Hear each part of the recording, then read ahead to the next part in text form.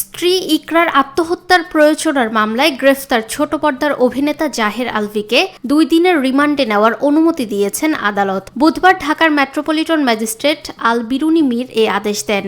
বিজ্ঞ আদালত আসামি পক্ষের বক্তব্য এবং আমাদের রাষ্ট্রপক্ষের বক্তব্য এবং বাদীপক্ষের বক্তব্য শুনে এই আসামিকে আজকে সিডব্লিউ মলে জেল হাজতে প্রেরণের একটা আদেশ দিয়েছেন।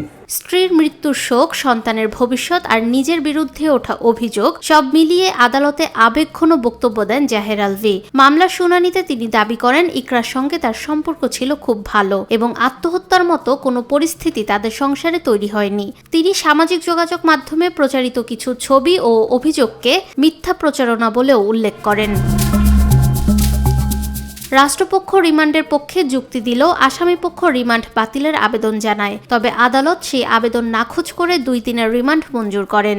আবেদনে বলা হয়, মামলার প্রকৃত রহস্য উদ্ঘাটন, পলাতক আসামিদের শনাক্ত ও গ্রেফতার এবং প্রয়োজনীয় তথ্য প্রমাণ সংগ্রহের স্বার্থে রিমান্ড প্রয়োজন। এই মামলাটা বাংলাদেশের একটা আলোচিত মামলা।